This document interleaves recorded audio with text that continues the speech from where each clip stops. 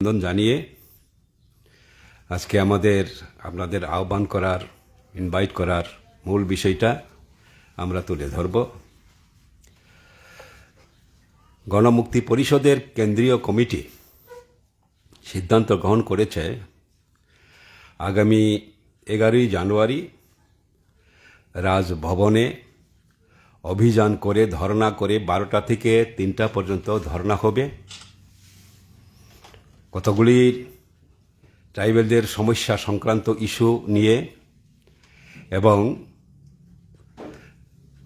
His excellency governor of ত্রিপুরার কাছে আমরা আমাদের চার্টার অব ডিমান্ড সম্বলিত মেমোরেন্ডাম অর্পণ করব।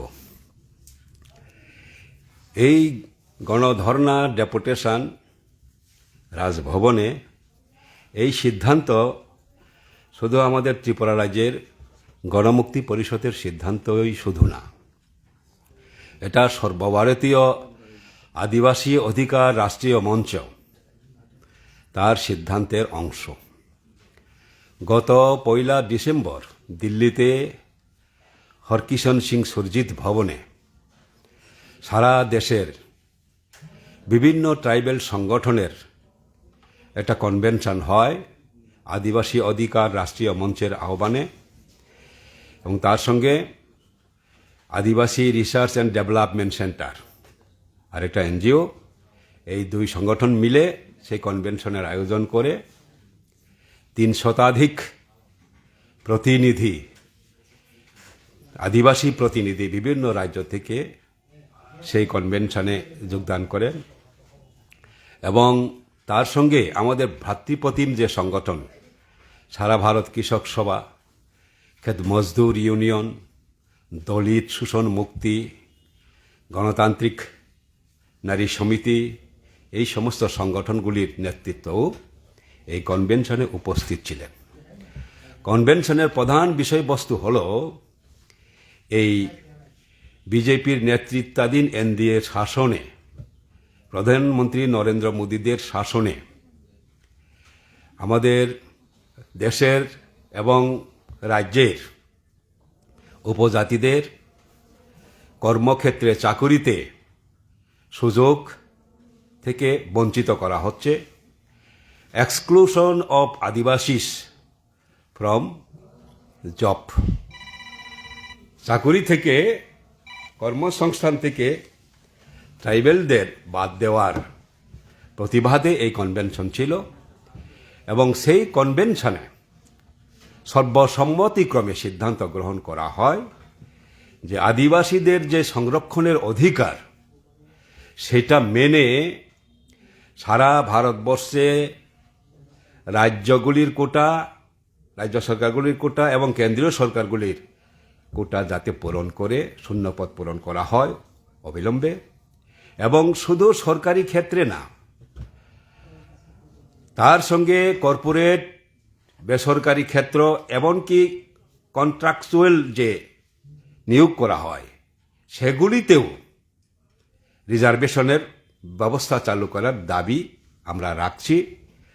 এবং আশ্চর্যের বিষয়, এখন পর্যন্ত স্বাধীনতার এত বছর পরেও যে মাত্র 8% কেন্দ্রীয় দপ্তরগুলিতে ট্রাইবেলদের রিজার্ভেশন করার কথা, তার অর্ধেকও এখনো পূরণ হয় নাই। আর রাজ্যগুলির কথা বলে তো আর বলা বাহুল্য মাত্র, তার চেয়েও বেশি বঞ্চনা বিভিন্ন বিজেপি শাসিত রাজ্যগুলিতে হচ্ছে। আমাদের এই রাজ্যে বাম আমলে সেটা ছিল না, এরকম বঞ্চনা ছিল না।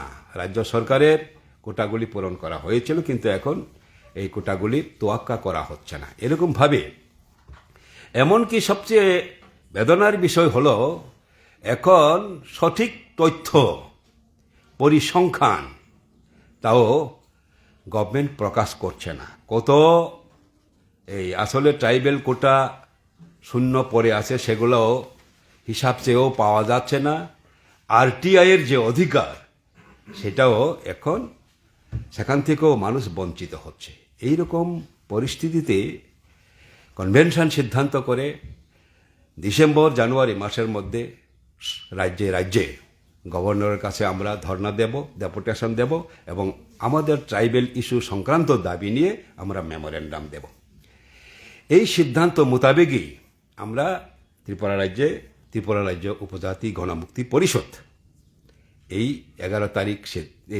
11 তারিখে রাজভবনে যাওয়ার সিদ্ধান্ত গ্রহণ করি এবং তার সঙ্গে অবশ্যই আমাদের স্থানীয় রাজ্যের দাবিগুলি যুক্ত থাকবে। সেই দাবিগুলি আমাদের জেনারেল সেক্রেটারি একে একে আপনাদের সামনে তুলে ধরবেন আর শেষে আপনারা সহযোগিতা করবেন। আমরা প্রায় প্রতি বছরই এই নববর্ষে আমাদের নীতি আদর্শ মানুষের সামনে লক্ষ্য উদ্দেশ্য তুলে ধরার জন্য আমাদের মুখপত্র লামা প্রকাশ করে থাকি। গতবারও করেছিলাম, এর আগেবারও করেছিলাম, এইবারও করেছি। সেটা আপনারা থেকে আমাদের প্রকাশে সাহায্য করবেন। এদিকে এদিকে না না এটা লাগবো না, আপনার পড়েন ঠিক আছে না।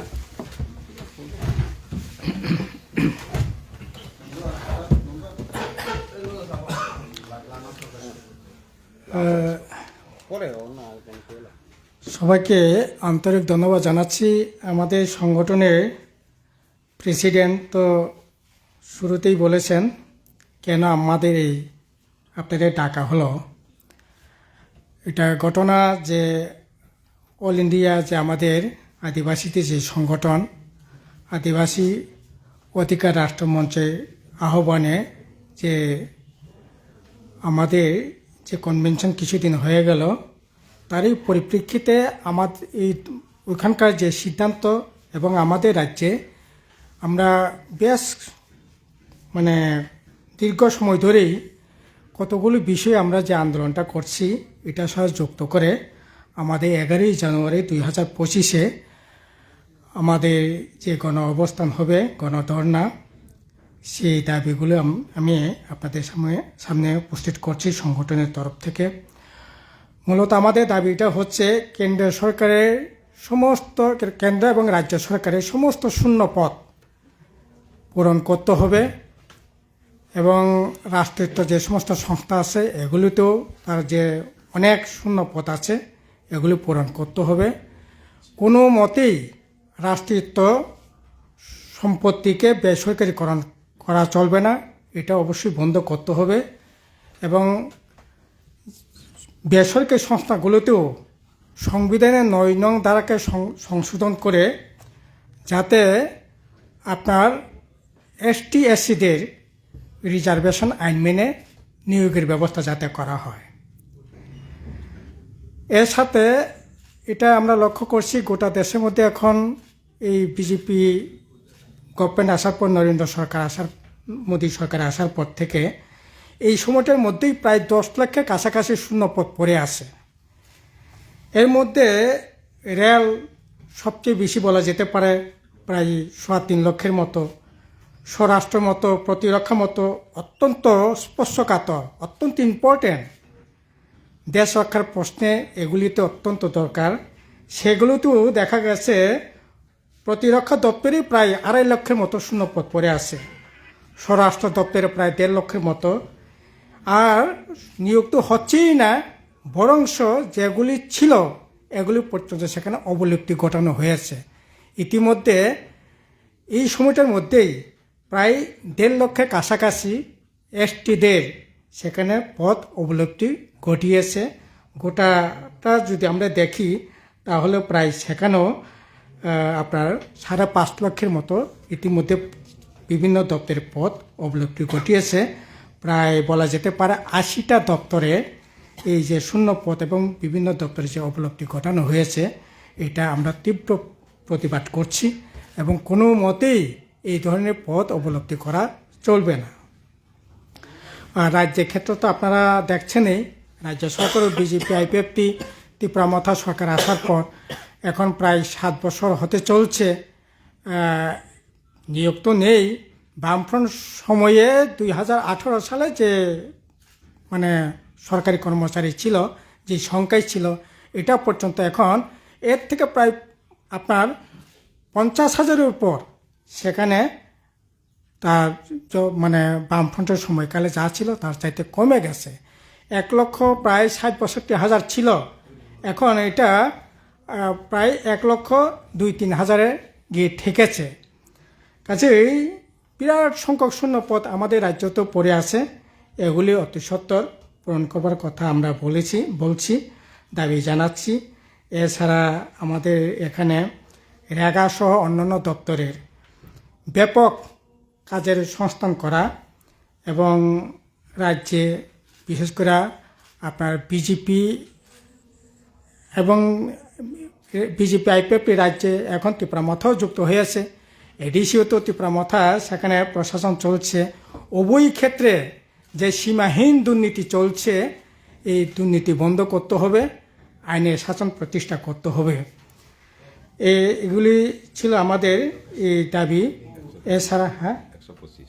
এছাড়া 125তম সংবিধান সংশোধনী বিল, এটা পাস অতি অনবিলম্বে এটা পাস করতে হবে। কারণ এতদিন ধরে এই 125তম বিল এটা প্রক্রিয়া চলছিল 2017-18 থেকেই। এটা 2020 সালে তার পার্লামেন্টে 125তম বিল হিসাবে এটা লিপিবদ্ধ হয়েছে। কিন্তু এতদিন ধরে ত্রিপুরামথা আইপিএফটি ওরা এই দাবিটাকে আটকে রাখবার জন্য সমস্ত ধরনের রাজনীতি ষড়যন্ত্র করে, কখনো ত্রিপুরাল্যান্ড, কখনো গ্রেটার ত্রিপুরাল্যান্ড না হলে আমরা চাই গ্রেটার ত্রিপুরাল্যান্ড ছাড়া ত্রিপুরার কোনো ধরনের মুক্তি হবে না। এই যে জিএমপি যে করছে দাবি, বামফ্রন্ট সিপিআইএম যে দাবিটা করছে 125তম, এগুলি দিয়ে ত্রিপুরার সাথে রাজ্যের উন্নয়ন হতে পারে না। কাজেই এটাকে ব্যতি রেখে গ্রেটার ত্রিপুরাল্যান্ডের দাবি তুলে মানুষকে সাথে প্রতারণা করার পরও এখন নিজেরাই বাস্তব অবস্থার মধ্যে দাঁড়িয়ে বুঝতে পেরেছে যে না, গ্রেটার ত্রিপুরাল্যান্ড নয়, আসলে 125তম সংবিধান সংশোধনী বিল পাসের মধ্যে দিয়েই রাজ্যের উন্নয়ন ত্রিপুরার সাথে খানিকটা রিলিফ দেওয়া যেতে পারে। কাজে এখন তো কোনো ধরনের বাধা হওয়ার কথাই না। কাজে এখন ত্রিপুরামথাও চাইছে, আমাদের দাবির সাথে সহমত পোষণ করছে, আইপিএফ তো সহমত পোষণ করছে। কাজেই এখন এই দাবিটা আটকে থাকবার কথা না। কাজে এতদিন হয়তো ত্রিপুরামথা তারা আটকে রাখবার চেষ্টা করেছিলেন, বা আইপিএফটি তারা এটাকে বাধা তৈরি করবার চেষ্টা করেছিলেন এতদিন। এখন তো কোনো বাধার প্রাচীর নেই, এখন এই দাবিটা পূরণ হতেই পারে, দাবিটা বিল পাস হতেই পারে। কাজে আমরা চাইছি অবিলম্বে এটা পাস করতে হবে। এর সাথে ককবরকে অষ্টম তফসিল অন্তর্ভুক্ত করা। এছাড়া আপনারা জানেন সিএ বিরুদ্ধে কত আন্দোলন হয়েছে, যদিও এখন যারা সিএর বিরুদ্ধে প্রথম যেরকমভাবে সাংঘাতিক মানে উচ্চবাচ্য করছিলেন, তারা এখন চুপচাপ আছে। কাজে এটা তো চুপচাপ থাকার বিষয় না। এটা আমাদের রাজ্যে না, দেশের না, শুধু আমাদের রাজ্যে, বিশেষ করে উত্তর পূর্বাঞ্চলে এখানকার যে অর্থনীতি, রাজনীতি, সামাজিক ক্ষেত্রে তার ভারসাম্য ভয়ঙ্করভাবে সেখানে এটা বিঘ্ন হতে পারে। কাজে কোনো মতেই সিএ আমরা চাই না। যদিও সিএ বিল হয়ে গেছে, কিন্তু কোনো মতেই এটা আমরা সিএ চাই না, এই সিএ বাতিল করতে হবে। আর অনেক লড়াই সংগ্রামের পর যুগ ধরে এখানে মানুষের বিশেষ করে আপনার পাট্টার যে অধিকার, জমির যে অধিকার, এই অধিকার অনেক লড়াই সংগ্রামের পর এই যে এটা লড়াই করে বন অধিকার আইন হয়েছে। আমরা দেখছি এই বন অধিকার আইনটাকে সংশোধন করে বন সংরক্ষণ আইন সংশোধন বিল এনে এখন বলা হচ্ছে ইন্টারন্যাশনাল বর্ডার এলাকা থেকে 100 কিলোমিটার পর্যন্ত এলাকা জুড়ে কোনো ধরনের এই বন আইন কার্যকরী হবে না। এতে করে আমরা দেখছি আমাদের রাজ্যে একজনও সেখানে বন আইনের মোতাবেক আইন অনুসারে সে বনের মানে জমি পেতে পারে না। যা বনের আইনে যা পাট্টা পেয়েছে, বামফ্রন্ট সরকার আসার পর প্রায় 1,30,32,000 আমাদের মাননীয় প্রেসিডেন্ট সেই সময়ে বনমন্ত্রী ছিলেন, 12 লক্ষ কানি, হ্যাঁ 12 লক্ষ কানির উপর সেখানে জায়গা দেওয়ার ব্যবস্থা করা হয়েছে। যদিও বিজেপি আইপিএফ ত্রিপুরামথা আসার পর 1 ইঞ্চি সেখানে তার সম্প্রসারণ ঘটানো হয় নাই। কাজেই আমরা বলছি এই যে বন সংরক্ষণ সংশোধন বিল যেটা এনেছে, এই বিলটাও বাতিল করতে হবে। এছাড়া আমরা দেখছি আমাদের রাজ্যে মানুষের যে গ্রামের মানুষের বিশেষত যে তার যে গণতান্ত্রিক অধিকার এটাকে ভয়ঙ্করভাবে হরণ করবার চেষ্টা হচ্ছে, বিশেষ করে ভিলেজ কমিটি নির্বাচন না করে। 2021 সালেই তার মেয়াদ শেষ হয়ে গিয়েছে। আপনার বিধানসভা নির্বাচন হলো, পার্লামেন্ট নির্বাচন হলো, 30টা নির্বাচন হলো, কেন ভিলেজ কমিটি নির্বাচন এতদিন ধরে এটাকে আটকে রাখা হয়েছে? আমরা বলছি ভিলেজ কমিটি নির্বাচন অতি সত্বর ঘোষণা করতে হবে, তারিখ ঘোষণা করতে হবে। কারণ ভিলেজ কমিটি আইনেই আছে গ্রামের উন্নয়নের জন্য গ্রাম সংসদ করতে হবে, ওয়ার্ড সংসদ করতে হবে, হিসেব দিতে হবে। এখন ওয়ার্ড সংসদের কোনো বালাই নেই, গ্রাম সংসদে কোনো বালাই নেই, হিসেবের কোনো বালাই নেই। এখন ত্রিপুরা মথা, আইপিএফটি, বিজেপি গ্রামের যারা মাতব্বরা আছে এটাকে লুটপাটের একটা আখ্যাতে পরিণত করে রেখেছে এটাকে। এইভাবে তো তাদেরকে হাতে ছেড়ে দেওয়া যায় না। কাজেই উন্নয়নের প্রশ্নে, মানুষের গণতান্ত্রিক অধিকারের প্রশ্নে ভিলেজ কমিটি নির্বাচন অতি সত্বর ঘোষণা করার আমরা দাবি করছি। এই দাবিগুলিকে নিয়েই আমরা বলছি যে এই যে আমাদের 11 তারিখে যে গণধন্য হবে, আপনাদের মাধ্যমে আমরা বলছি রাজ্যের শান্তিকামী মানুষ, গণতান্ত্রিক অংশের মানুষ তারা যাতে এই আন্দোলনে সামিল হন, এই আন্দোলনকে সফল করবার জন্য আমাদের আহ্বান জানাচ্ছি। আর আসলে এখন রাজ্যে কাজকর্ম তো নেই, এই যে রেগা যে কাজ, আর গতকাল পর্যন্ত রেগাতে যা দেখেছি, এই যে সরকারি পোর্টাল থেকে যা দেখেছি, ঘরে গিয়ে হাতে মাত্র আসা 2 মাস, এখন পর্যন্ত ঘরে গিয়ে সেখানে 40-42 দিন হয়েছে। তাও ত্রিপুরা মথা বা বিজেপির নেতা মণ্ডলের নেতা তাদের হয়ে গেছে 100 দিন, আর সাধারণ মানুষও হচ্ছে 20 দিন, 21 দিন, 22 দিন, সব মিলিয়ে এখন আপনার 40-42 দিন মাত্র এলাকার কাজ হচ্ছে। কাজেই এইভাবে তো চলতে পারে না। এবং ফলে কাজ কর্মহীন অবস্থার জন্য আমাদের রাজ্যে মানুষ প্রায় এই যে গত কিছুদিন আগে শ্রম দপ্তর থেকে একটা রিপোর্ট বেরিয়েছে, আমাদের গোটা দেশের মানুষ কোথাকার মানুষ কোন রাজ্যে আপনার যে পরিযায়ী শ্রমিক হিসাবে কাজ করছে, আমাদের রাজ্য হিসাব করে দেখা গেছে প্রায় 1 লক্ষের কাছাকাছি মানুষ এখন বহিরাজ্যে গিয়ে আপনার পরিযায়ী শ্রমিক হিসেবে সেখানে কাজ করতে হচ্ছে। এত ভয়ঙ্কর অবস্থা। কাজে এই অবস্থা আমাদের রাজ্যে কোনোদিনই ছিল না।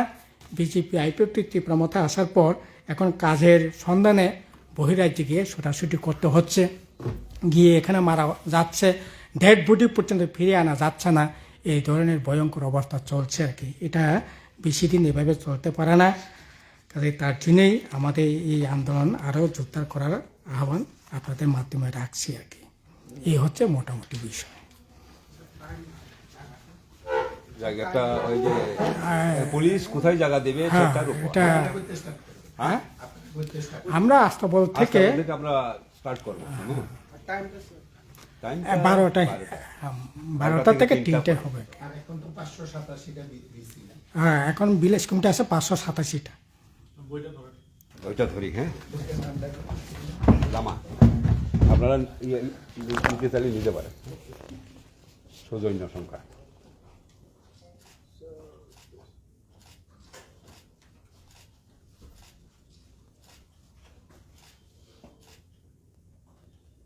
দূরে রাখবেন।